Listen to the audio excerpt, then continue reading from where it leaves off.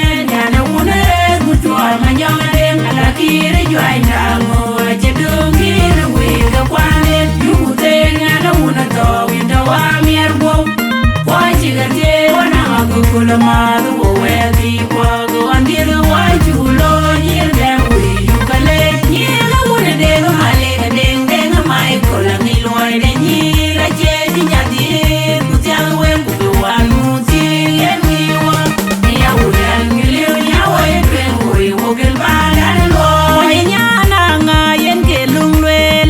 We are not on the mine, I'm doing it at a drink. Kay a long rail who gave it out of punching. Ajakguong could ever get young about you, the young and go. Can it be? And he won't watch it there. Why ask your loom? But I call you the reality. He's young and I walk the bite when you're not a bite. I had him with the coin, the bump it, the PSU wounded. What you doing? I do it for a right here. Would I wait when we walk in bad and loy? You know, the day of my leg and ding ding of my colony. Lloyd and ye a changing at the end, put down when we one movie and we want. Yeah, we can live in your way when we walk in bad and Lloyd.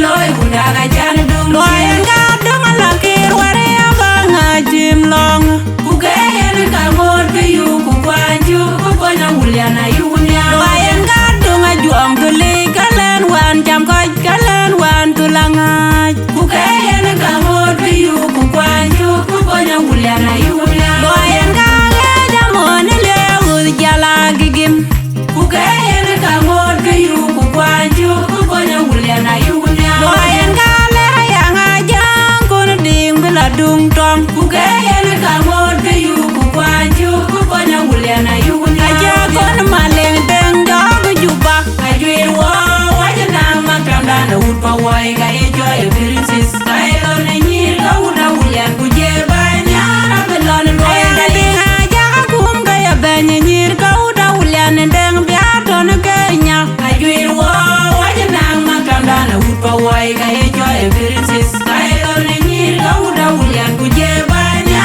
na belon loyen deng Ajakguong ga ya banya nyir ngai Australia ajwir wo wajana makanda na ud Pawuoi ga enjoy Princess Development ne nyir ga uda wulian ku je banya na belon loyen deng deng biorim be kum piat buanga ja kon malenge deng rel ga inala twen Princess abijal but loyen ko nyir ga uda wulian Princess nyan di diet ka ngi loy ke loy hunda ga jana dum loyen ko nyir ga uda nganda Princess nyan di diet ka ngi loy ke loy hunda ga jana dum chien wai loy duk ga weti ke loy hunda ga jana dum loyen ga dum la kir ware abanga jim long ku ga yen ka mor ke yu ku kwanju ku konya wuliana yunya loyen ga dum a juam to le kalen wan jam ko kalen wan tulanga ku ga yen ka mor ke yu ku kwanju ku konya wuliana yunya loyen ga jamon le ud jala gigim ku ga yen ka mor ke yu ku kwanju ku konya wuliana yunya loyen ga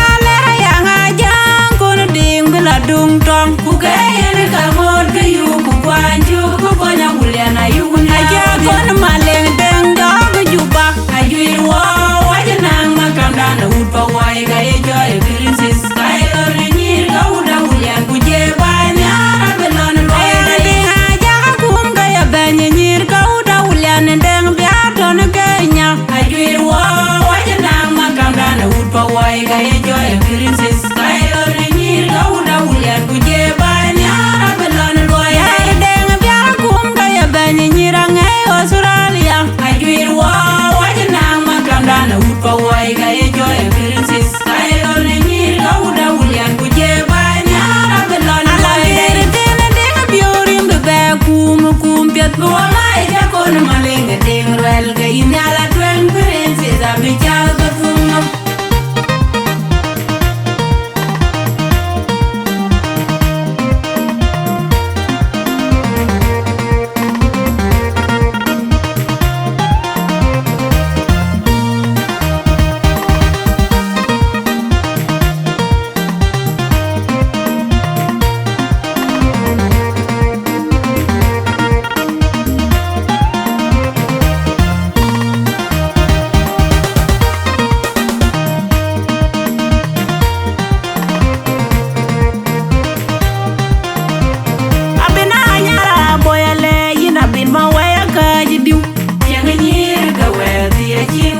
Dina inja laoy, ujot kwere la APT Center mugulati. Obediere lore te oja de banyi nyalanga, banyala kiri dini dinga juwa marwezi kwa. Ajwira biloy banyi ake pieza vida kutona mayena lady. Wade ngapya nyiga unanga yiloya budau, kwa timbe denga kaya jangder. Jenga nyirga wezi ya jiwe kojin. Weja ya dunywa wawe duwele. Obediere lore te oja de banyi nyalanga, banyala kiri dini dinga juwa marwezi kwa. Ajwira biloy banyi ake pieza vida kutona mayena lady. Wade mamor makele loy piedon yeloy. Mayena manyoka mulunga loy dabu kwenyot. Jenga nyirga wezi ya jiwe kojin. Weja loy loy pion pier wejuele. Obediere lore te oja de banyi nyalanga, banyala kiri dini dinga juwa marwezi kwa. Ajwira biloy banyi ake pieza vida kutona mayena lady loyde.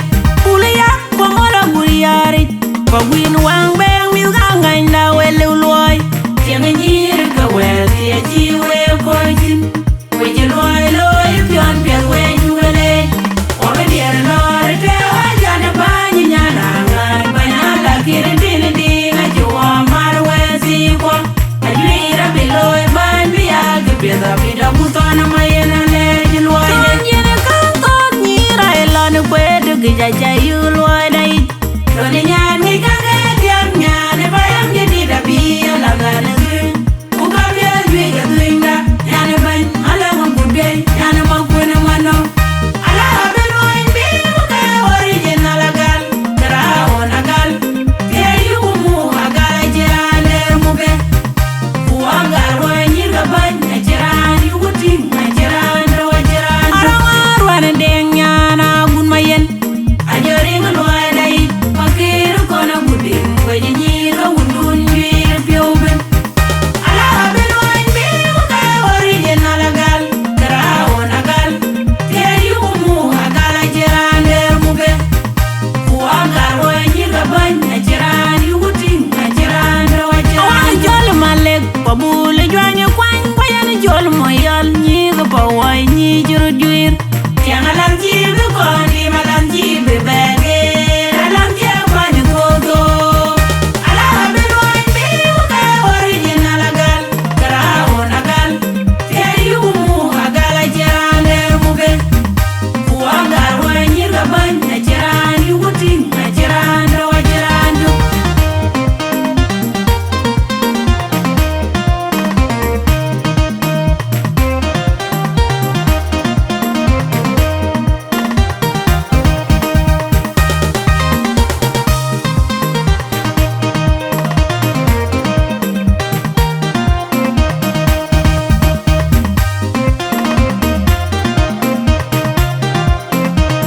Abina nyara boyale yina bin mawaya kaji diu. Jenga nyirga wezi ya jinko jina inja laoy. Ujot kwere la APT Center mugulati. Obediere lore te oja de banyi nyalanga, banyala kiri dini dinga juwa marwezi kwa. Ajwira biloy banyi ake pieza vida kutona mayena lady. Wade ngapya nyiga unanga yiloya budau, kwa timbe denga kaya jangder. Jenga nyirga wezi ya jiwe kojin. Weja ya dunywa wawe duwele. Obediere lore te oja de banyi nyalanga, banyala kiri dini dinga juwa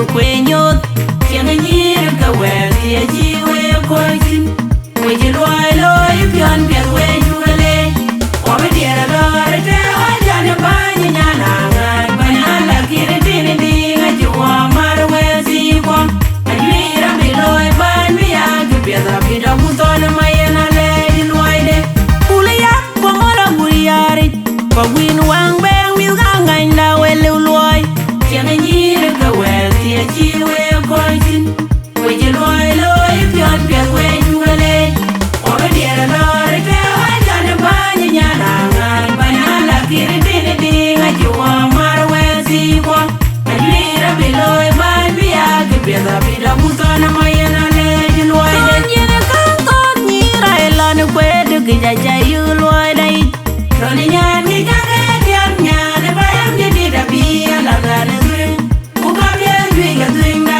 ya ne ban ala ngam ku bia ya ne ma ku na ma no ala ha be loi bi ku ka original gal gra o na gal te yu mu agala jira ne mu be ku agal ho ni ga ban na jira ni ku ting na jira na wa jira ara wa ne deng nya na gun ma yen a jori nga loi dai pakir ko na budin we ni ga undun bi pyo be ala ha be loi bi ku ka original gal gra o na gal te yu mu agala jira ne mu be ku agal ho ni ga ban na jira ni ku ting na jira na wa jira jol malek pa bu le jwanye kwan bayan jol moyal ni ga pa wai ni jiro juir tiang alam ji lu ko ni malam ji be bege alam je kwan to to ala be loi bi ku ka original gal gra o na gal te yu mu agala jira ne mu be ku agal ho ni ga ban na jira ni ku ting na jira na wa jira ndu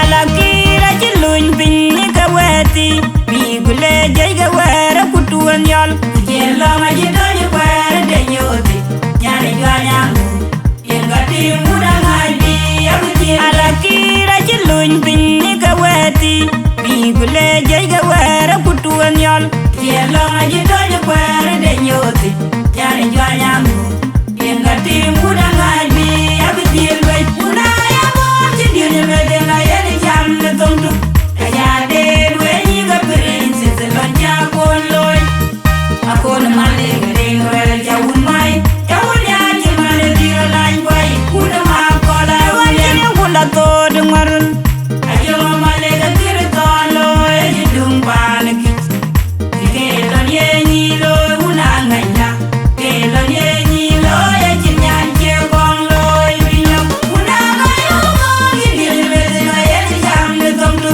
ka ya de we ni ga princess lo ja ko loy akon ma le ga ding ro ja un mai ja un ya ji ma le di ro lai wai una ma ko la wulen tun tui da ga ba de ke ga de ai me ga ma me ra na kir ju tun kia mi nya na ga Pawuoi Princess ke ga de ai me ga ma me ra na kir ju ma me ra pin kiam a ji ti ji ko ma me ka ba ya ma ko na ko ja ga pin pin na na la una ku chwa ma nya de ji tu na ji ga ko tun ke ja le re mi ko la ma ti ai ji ya le una ni ga le in ga te me ri ni ma me ra ku bai kai ina ko kon ju da nga ju na ala ki ga ji loin pin ni ga weti bi gule je ga wera ku tuan yol je lo ma ji do ni wera de nyoti ya re jo nya mu en ga ti mu da nga bi ya ku je ala ki ra ji loin pin ni ga weti bi gule je ga wera ku tuan yol je lo ma ji do ni wera de nyoti ya re jo nya mu en ga ti mu da nga bi ya ku je we una ya mo ji di ni me de na ye ni jam ne tong tu ka ya de we ni ga princess lo ja bol